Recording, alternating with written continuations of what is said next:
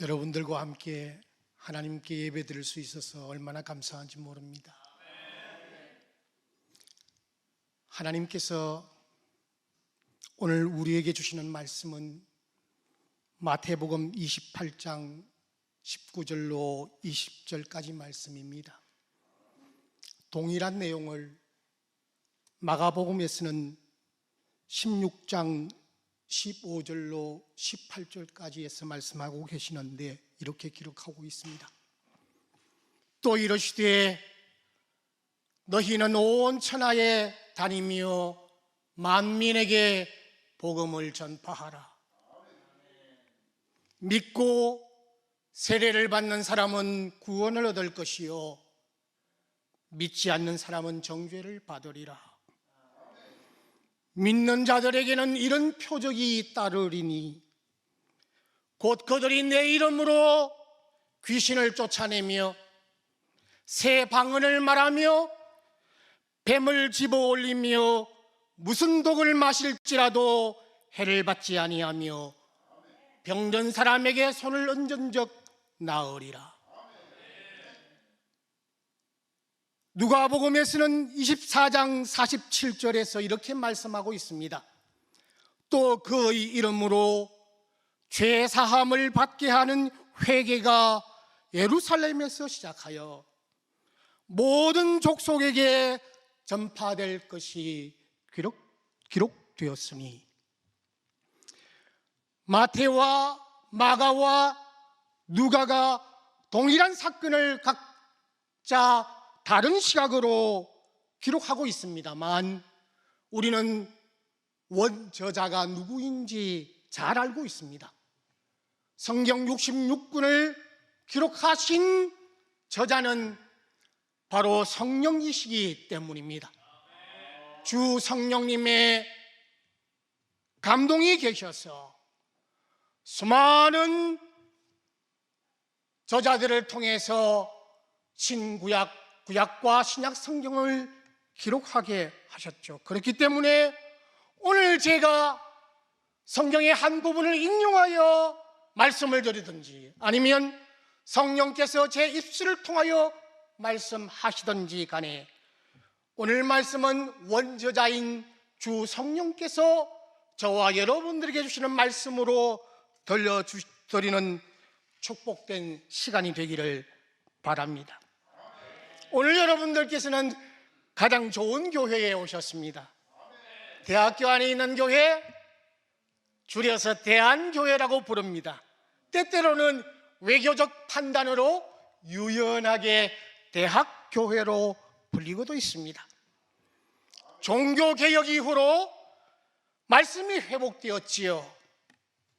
사제들의 전유물로 사용되던 불가타 라틴어 성경을 일반 대중들이 접할 수 없었기 때문에 종교개혁의 선구자 마르틴 루터는 성경을 독일어로 번역을 했습니다.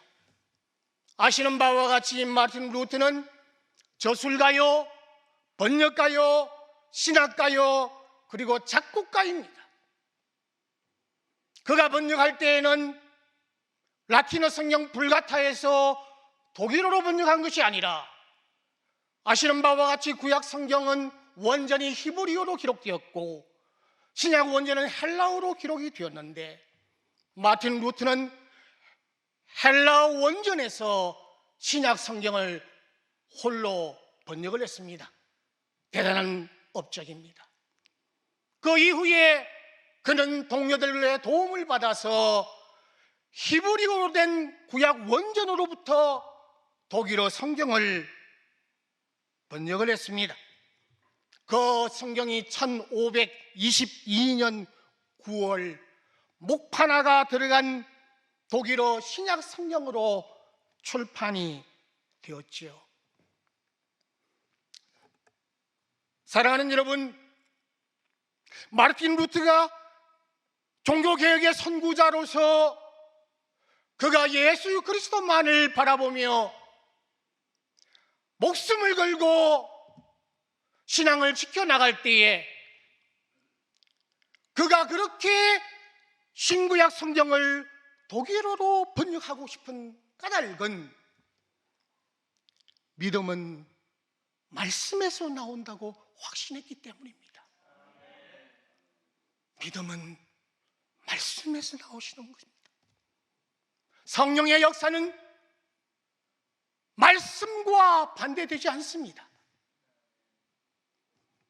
또한 독일어 성경만이 아니라 1611년에는 그 유명한 킹 제임스 영어 성경이 발간되었지요. 그래서 많은 사람들이 킹 제임스 번역 영어 성경을 통해서 하나님의 음성과 하나님의 뜻과 하나님의 마음을 알아갈 수 있었습니다. 쉽게 성경을 접할 수 있었던 것이죠. 우리나라에서는 언제 성경이 발간되기 시작했을까요? 중국에서 선교하던 존 로스 목사님이 계셨습니다. 오스트리아 출신이에요. 중국 만주에서 선교 활동을 했습니다. 그런데 너무 추웠어요. 그 혹독한 추위에 때로는 영하 40도까지 내려갔고 조금 따뜻해지면 그냥 영하 20도예요. 그 추위에 견딜 수 없어서 결국은 사랑하는 그분의 아내가 첫 아이를 낳다가 세상을 떠나고 맙니다. 슬픔에 젖었던 그 존 로스 목사는 한국 선교에 관심을 갖기 시작했고 한반도로 건너와 한국 복음화를 위해 기도하기 시작했습니다. 그때 처음 만났던 청년이 이응찬이라는 청년입니다. 선교지에 가서는 누굴 만나느냐가 아주 중요합니다. 그 사람을 어떤 만남으로 해서 선교의 문이 열리고 시작되기 때문입니다. 저는 소련 모스크바에서 10년간 선교 사역을 했지요. 동토의 땅 1991년 3월 그곳을 찾아갈 때는 그저 구소련이었습니다. 70년간 문이 닫혔던 곳이었지요. 그런데 그곳에서 하나님께서 나에게 한 사람, 귀한 사람을 만나게 하셨습니다. 아리나 안드레예브나. 아리나 안드레예브나는 그의 오빠는 아나톨리 김이라는 사람인데 현존하는 문학가로서 톨스토이의 계열을 잇는 최고의 문학가입니다. 지금도 모스크바 근교 별장에 계시고 최근에 이메일을 함께 나누기도 했습니다. 그 아나톨리 김은 한국중앙대학교로 교환 교수로 와서 학생들과 함께 많은 시간을 가지기도 했지요. 처음 만났던 그 아리나 안드레예브나를 통해서 그도 오빠를 닮아서 글을 쓰고 책을 출판하고 그리고 소련의 상류계층들과 함께 많은 교류를 하던 분이라 그를 통해서 저는 소련의 상류층 사람들을 많이 만날 수 있게 되었습니다. 재미있는 일화지만 최고의 철학가 중에 한 명인 날리모프라는 철학가가 있었는데 철학가라고 해서 무엇 할까요? 그저 공산주의를 이야기하는 거죠. 그 날리모프와 그의 아내와 아리나 안드레예브나와 제가 함께 그의 집에서 식사를 하는데 날리모프가 이렇게 말합니다. Пастор-чой, ты знаешь? Это моя жена от КГБ. 내 와이프가 KGB 출신이야. KGB 출신이야. 내 모든 활동을 내 와이프가 다 매일 일일 보고 하는 거예요. 라고 저에게 말했습니다. 그만큼 사회 전체가 한 기관에 의해서 철저히 감시되는 사회지요. 그 아리나 안드레예브나를 통해서 하나님께서는 소련의 청년들에게 러시아의 청소년들에게 복음을 전하게 하셨고, 많은 선교사들이 있지만 하나님께서는 모스크바 그리스도의 교회 저의 사역을 통해서 문서 출판을 감당하게 하시고, 전 소련으로 복음을 전하기 위해서 가장 좋은 수단은 문서 선교지를 만드는 것이었으니까요. 한번 출간하려면 6,000부를 발행해야 합니다. 작은 선교지를 만들어서 우리가 등록을 하고 법적 권위를 얻어서 전 소련으로, 감옥으로, 병원으로, 몸이 불편한 사람들에게로 그 선교 잡지를 보냈었습니다. 선교 잡지의 이름은 오늘 마태복음 28장 20절에 나온 야스바미, 내가 너희와 함께 라는 것을 책의 주제로 삼고 제목으로 삼고, 주님이 함께 하신다. 너희들이 감옥에서 그리고 병원에서 고통당하지만 그러나 오직 한 분, 그분은 너와 함께 하신다 라는 메시지를 만들어서 우리가 곳곳에 보내었고, 그때 최고의 문학가, 들리는 말로는 소련의 1000명이 임명사전이 있는데 그 1000명 임명사전 안에 들어가는 유일한 우리 고려인 아나톨리 김의 이름이 있다고 합니다. 그분도 우리 선교잡지에 글을 써주셨어요. 창간호에는 그분의 책이 있죠. 그분의 글이 있지요. 누굴 만나느냐가 중요합니다. 존 로스 목사는 이영찬이라는 청년을 한국에서 만났습니다. 그 청년은 장사꾼이었어요. 조금 더 스케일을 크게 말한다면 사업가였지요. 그런데 어느 날 압록강을 건너다가 배가 전복이 되어버렸습니다. 모든 것을 다 잃어버렸어요. 그는 그냥 알거지가 되고 말았습니다. 그때 존 로스 목사와 이영찬 청년이 만납니다. 그 청년과 함께 평안도의 청년들을 불러 모아서 함께 성경을 번역할 수 있는 일꾼들로 훈련을 시켰습니다. 저는 지금 필리핀 중부 섬 레이떼 섬이라는 곳에서 사역을 하고 있습니다만, 여러분들도 필리핀은 많이 가보셨으니까 아시겠지만 북부는 마닐라 섬이고 중부는 여러 개의 섬 가운데 세부 섬이 있고 보라카이도 있고 그렇습니다. 그 가운데 레이떼라는 섬이 하나 있어요. 그 섬의 수도인 타클로반에서 사역을 하고 있고, 남쪽은 민다나오 무슬림들이 살고 있는 섬입니다. 필리핀은 7,107개의 섬으로 이루어져 있죠. 그 타클로반 태풍으로 인해서 12,000명이 생명을 잃었고, 그 재난지역에 긴급구호로 가게 되었던 제가 1년간의 무료급식 긴급구호 사역을 끝내고 난 뒤에 매일 2,500명의 어린이들에게 밥을 폈습니다. 월, 화, 수, 목, 금 1년간 그렇게 푸게 하셨고, 그 이후에 돌아와야 했지만 하나님께서는 나에게 메시지를 주셨죠. 밥만 먹이면 끝난 거니? 밥만 먹일 수는 없잖아. 너가 선교사인데. 다시 가라는 음성을 주셨고, 그래서 저는 다시 타클로반으로 들어가게 되었습니다. 이제 8년째 사역을 하고 있지요. 그때 그곳에서 청소년들을 위해서 쪽복음들을 번역하기 시작했습니다. 우리가 쓰는 언어는 와라이 언어예요. 약 80개의 언어가 있습니다. 따갈로그와 영어가 공용어로 사용되고 하고 있지만 우리 섬은 와라이 언어를 사용합니다. 와라이어로 된 그 선교단체의 그 쪽복음서가 없어서 우리는 그걸 번역을 했습니다. 번역을 할 때에 누가 번역하느냐에 따라서 달라지는 거예요.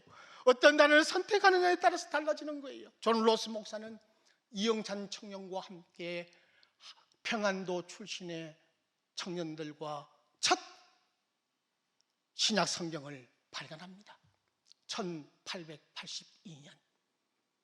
지금 영국 모 박물관에 그 책이 있습니다. 누가복음입니다.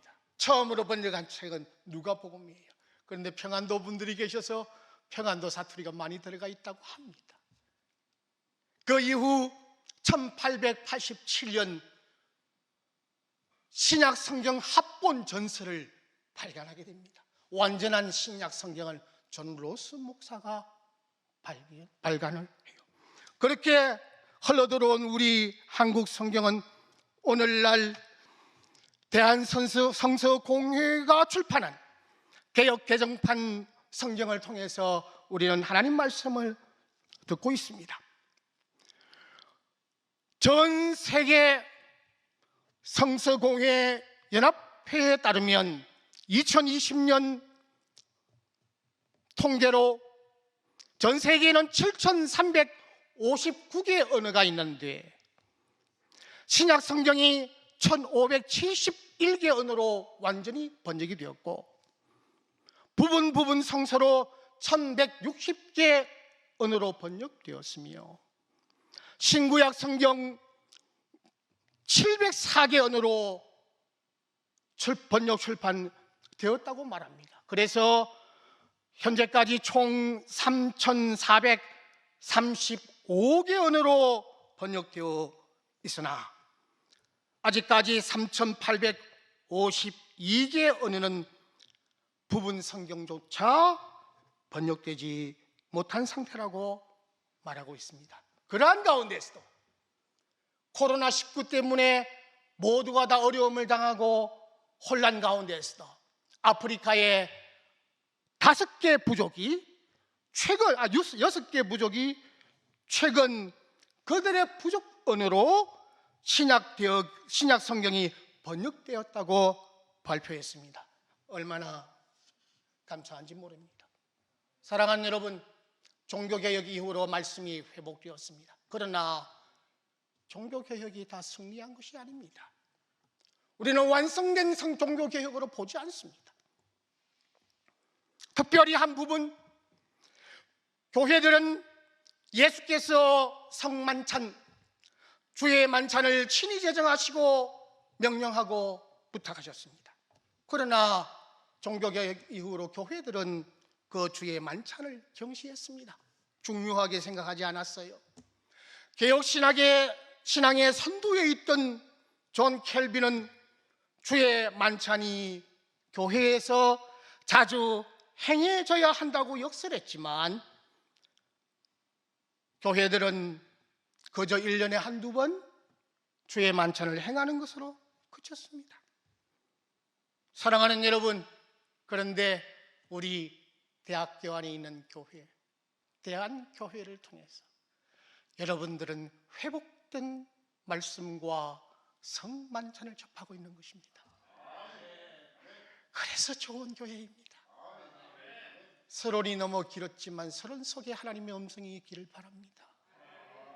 가장 아름다운 교회로 여러분들은 와서 예배하고 있는 거예요. 결코 이 사실을 잊지 마시고 충분히 감사하시고 충분히 기뻐하시고 충분히 자랑스러워하십시오. 저는 이곳에서 기도하며 비전을 심습니다. 사랑하는 여러분, 기도 가운데 비전을 심으면 하나님께서 들으셔요. 저의 비전은 이렇습니다. 이곳에 곧 300명의 생명들이 몰려올 거예요. 왜 300이냐? 기도원 용사의 숫자가 300이기 때문에 하나님 앞에 명분이 있는 겁니다.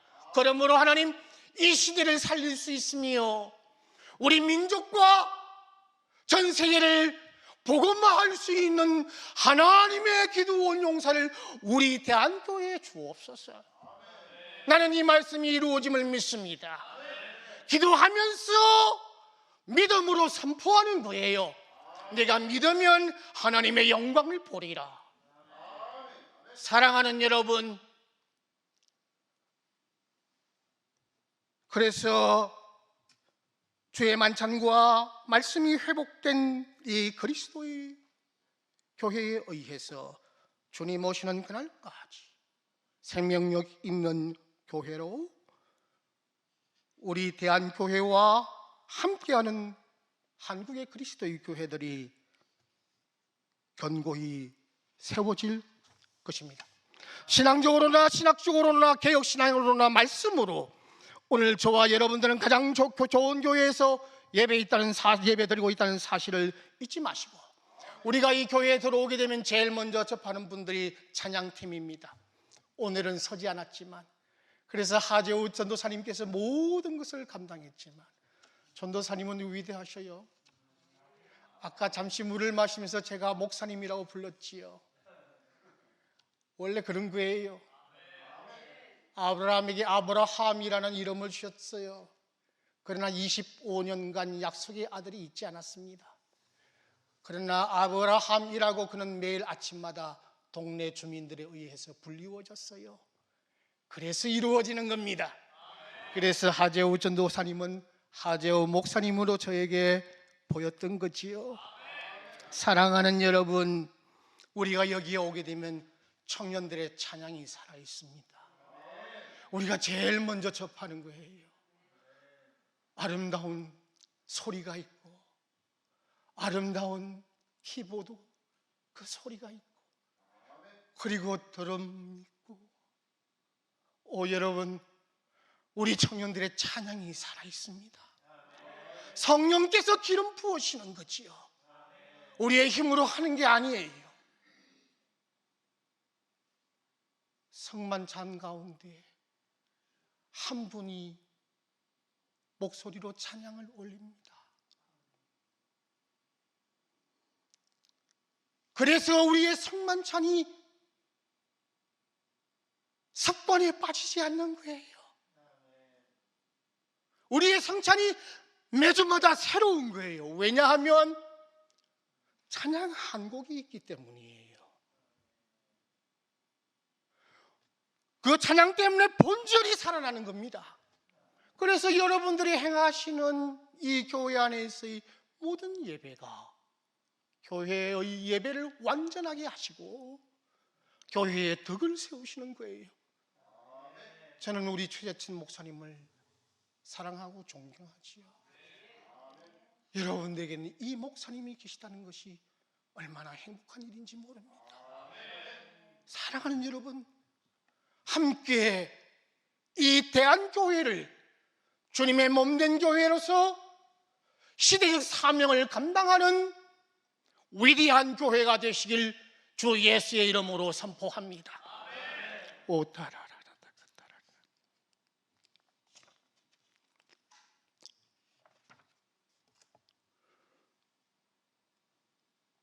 기독교는 은혜의 종교라고 말합니다. 우리가 서 있는 곳은 공간적 의미로나 그리고 실존적 의미로나 우리는 하나님 은혜 안에 있습니다. 나의 상황이 어떠하든지 간에 우리는 은혜의 공기를 마시고 숨쉬고 있습니다. 은혜의 대척점에는 율법이 있습니다.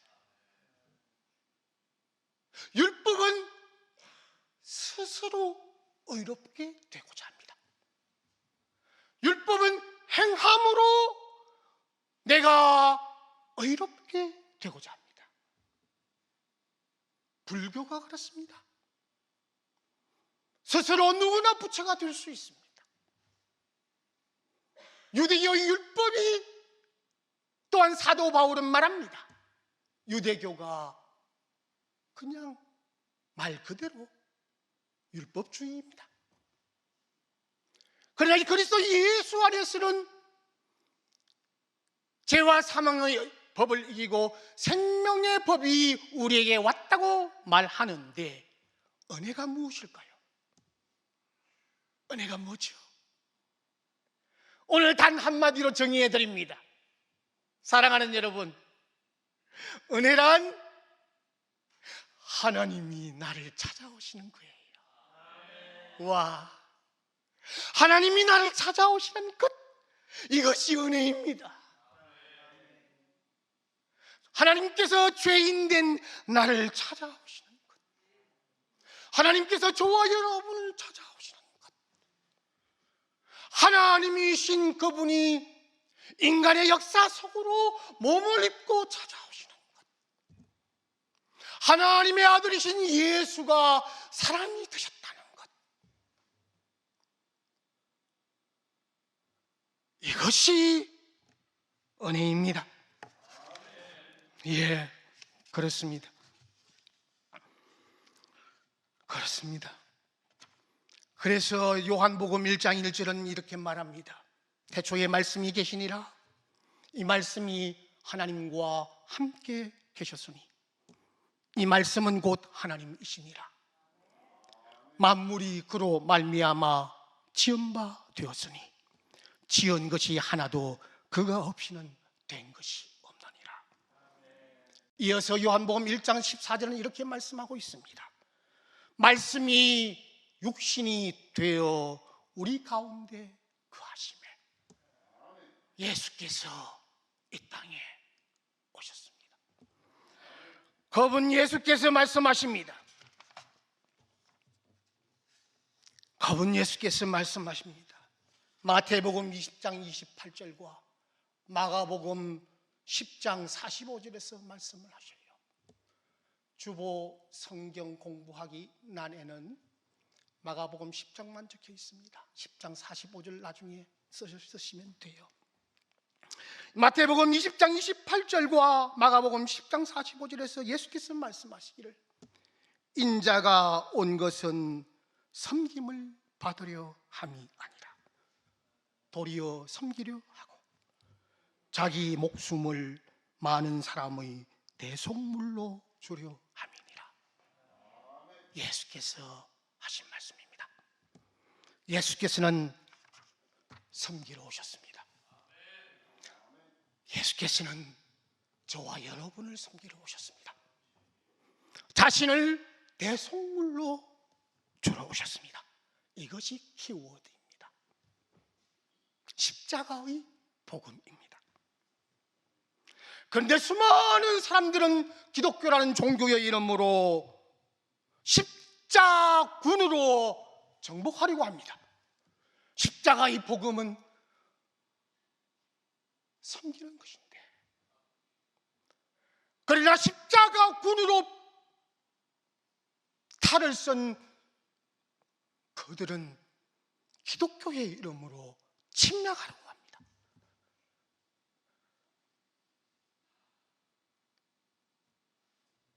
러시아와 우크라이나가 지금 그런 상황입니다. 과거 2차 대전 때 독일이 쳐들어왔을 때에는 세르게이라는 러시아 정교회 총대주교가 스탈린의 정권 아래서 수많은 사람들이 감옥을 가야 하고 투옥당하고 교회도 무너지고 그렇게 했지만, 그러나 그때에도 세르게이는 교회와 성도들을 향해서 이 전쟁에 참여해야 된다. 우리가 국가를 위해서 참여해야 된다. 그래서 독일과의 전쟁에서 승리했습니다.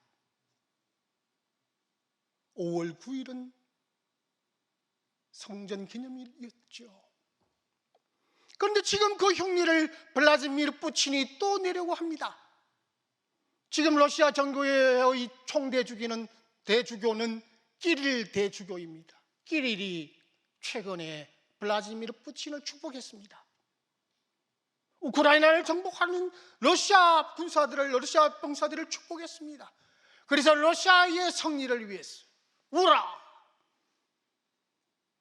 기독교의 이름으로, 그리고 러시아와 우크라이나와 벨로루스계는 한 뿌리 슬라브 민족임에도 불구하고, 그리고 같은 정교회를 가지고 있음에도 불구하고 푸틴은 볼로디미르 제렌스키를 향해서 니는 내 것이다라고 말하고 자기가 뺏어가는 거예요. 왜 그럴까요? 진짜 예수의 정신을 모르기 때문이에요. 필리핀은 85%가 캐톨릭 국가입니다. 그런데 빈부의 격차가 너무나 심합니다. 85%가 캐톨릭이에요. 제가 사역하고 있는 곳은 산호세 센트럴 스쿨이에요. 그러나 다 배경은 캐톨릭입니다. 왜? 공립이기 때문에. 그런데 저의 사역이 많은 사람들로부터 인정을 받아서 그 교육부를 책임지고 있는 우리 섬의 교육감과 그리고 교장 선생님은 저에게 토요일과 일요일마다 비어있는 교실과 강당을 쓸 수 있도록 무료로 저에게 내주었지요. 그러나 그 배경은 캐톨릭입니다. 그런데도 왜 그럴까요? 왜냐하면 본질인 예수의 정신을 모르기 때문입니다. 섬기는 거예요. 대속물로 오신 예수님, 그분께서 십자가 위에서 우리의 죄를 씻어주시기 위해서 죽으셨습니다. 사실 예수는 산 채로 죽었어요. 살아있는 채로 죽으셨습니다. 살아있을 때에 그분은 십자가에 달리셨어요. 6시간을 고통과 숨막히는 그 순간에 마지막 남은 7마디의 말씀을 하시고 그들은 이분 예수는 죽으셨습니다. 왜냐고요? 우리의 죄를 씻어주시기 위해서 값비싼 희생을 치르셨죠.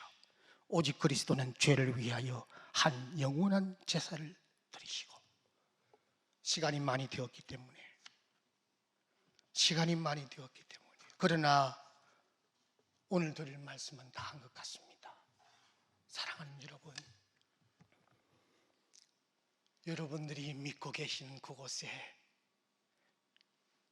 예수가 오늘도 살아계십니다. 한국에 나올 때 주께서 주신 메시지는 내가 살아있다고 가서 말해라. 누굴 만나든지 어떤 상황에 처했든지 나의 살아있음을 증거하라고 하셨죠.